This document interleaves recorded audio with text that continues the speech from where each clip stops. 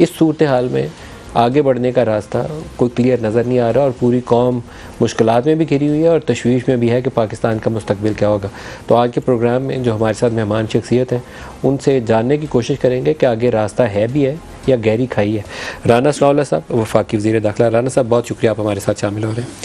आज 10 अप्रैल को आपने सुप्रीम कोर्ट के हुक्म के मुताबिक फ़ंड्स देने थे इलेक्शन के लिए, लेकिन आज ही के दिन आपने एक बिल पेश कर दिया है सप्लीमेंट्री फाइनेंस के लिए कि वो पैसे देने या नहीं देने पहले तय किया जाएगा। सदर साहब ने कानून वापस पार्लियामान में भेजा है, पार्लियामान ने दोबारा उस अमेंडमेंट को सुप्रीम कोर्ट के प्रैक्टिस एंड प्रोसीजर्स लॉ को दोबारा पास कर दिया। ये भी अब दोबारा कभी इम्कान है कि सुप्रीम कोर्ट के सामने जाएगा।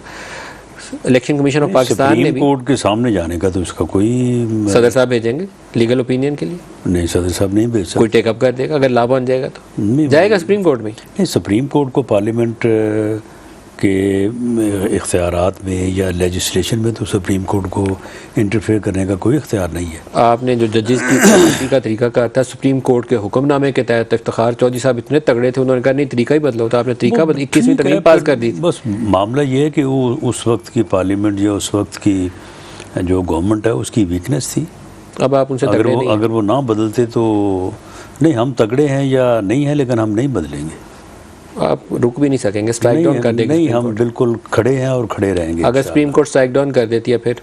स्ट्राइक डाउन करने का सुप्रीम कोर्ट के पास कोई इख्तियार नहीं है। अगर सुप्रीम कोर्ट ऐसा करेगी तो वो अपने आइनी इख्तियारात से तजावज़ करेगी। देखिए, इस बिल के ऊपर दो आ रहा है। एक तो राय वो है जो आइन के अंदर लिखी हुई है कि subject to law and the constitution supreme court ये बनाएगी, तो लॉ के तहत आपने लॉ अमेंड कर दिया। लेकिन आपकी एक फेडरल लेजिस्लेटिव लिस्ट मौजूद है इसी आइन के अंदर जहां सुप्रीम कोर्ट के कवानीन के ऊपर आपको फिलहाल तो कोई इख्तियार नहीं है। मेरे ख्याल में ये जाएगा। जब आइन में ये लिखा है कि subject to law and constitution, उसी आइन के अंदर फेडरल लेजिस्लेटिव लिस्ट नहीं कहती है। फेडरल लेजिस्लेटिव लिस्ट और प्रोविंशियल लेजिस्लेटिव लिस्ट जो है वो तो तकसीम है बिटवीन प्रोविंस एंड फेडरेशन। बाकी बहुत सारी चीज़ें हैं जिसके ऊपर लेजिस्लेचर को या पार्लियामेंट को इख्तियार है और उनका उस लिस्ट में ज़िक्र नहीं है। मामला ये है कि जब आइन में जहाँ पे सुप्रीम कोर्ट का जिक्र है वहाँ पे ये दर्ज है subject to law and constitution. Constitution किसने बनाना है? इसी पार्लियामेंट ने बनाना है, 2/3 मेजॉरिटी के साथ बनाना है। लॉ किसने बनाना है? इसी पार्लियामेंट ने बनाना है। और सिंपल मेजॉरिटी या while the assemblies in session उसका तरीक़ाकार बनाना है। अब उस तरीक़ाकार के मुताबिक असम्बली ने लॉ बनाया, बाद में सेनेट से पास हुआ, प्रेसिडेंट को भेजा जो आइनी तरीक़ाकार है, प्रेसिडेंट ने बराए गौर दोबारा भेज दिया। अब दोबारा भेजे जाने के बाद अगर पार्लियामेंट जो है अब अपने जॉइंट सेशन में उसे पास कर देती है तो वो दोबारा सदर को भेजा जाएगा। सदर is bound to sign it within 10 days. अगर वो नहीं करता तो 11 डे के ऊपर it will become an act, ये लॉ हो जाएगा। अब जब आइन में लिखा है subject to constitution and law, constitution तो मौजूद है, तो लॉ किसने बनाना है? पार्लियामेंट ने बनाना है। वहाँ पे ये तो नहीं लिखा कि सुप्रीम कोर्ट ने बनाना है लॉ, अपने लिए खुद उसने बनाना है। आपके आइन की फेडरल लेजिस्लेटिव लिस्ट 55 नंबर, वो आइन का हिस्सा है वो चीज़। वो आप सुप्रीम कोर्ट के इख्तियारात को कम करने के हवाले से वहाँ कोई चीज़ मेंशन ही नहीं है। आपने ये लिखा हुआ है कि इसके इख्तियारात को बढ़ाने के लिए कानून जारी कर सकते हैं। ठीक है।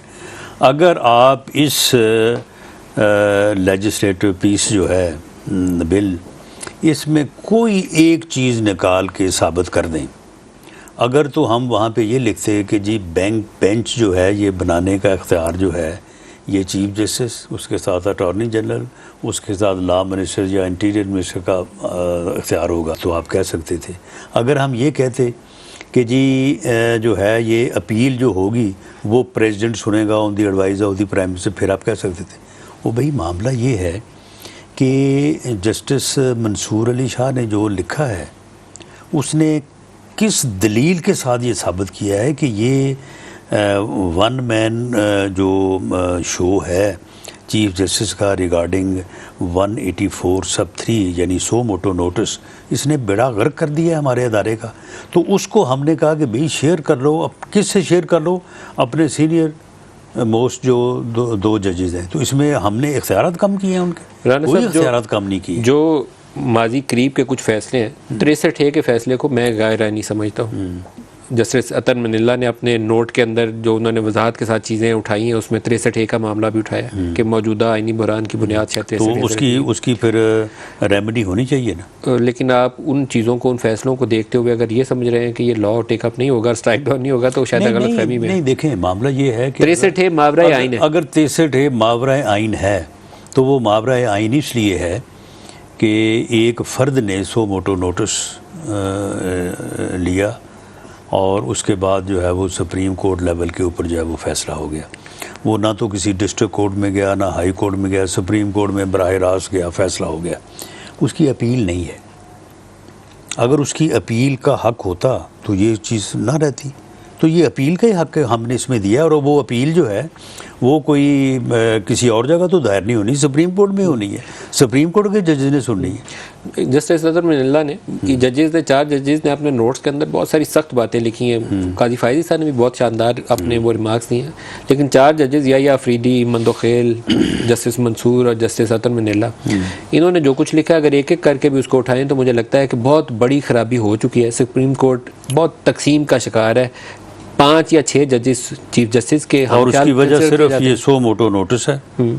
सो मोटो नोटिस के तहत जो चीफ जस्टिस के इख्तियारात हैं वो है, और इन इख्तियारात को इस मरहले पे रेगुलेट करना ना सिर्फ आइन, अदलिया, मुल्क और कौम की ज़रूरत थी, जो हमने कर दी है।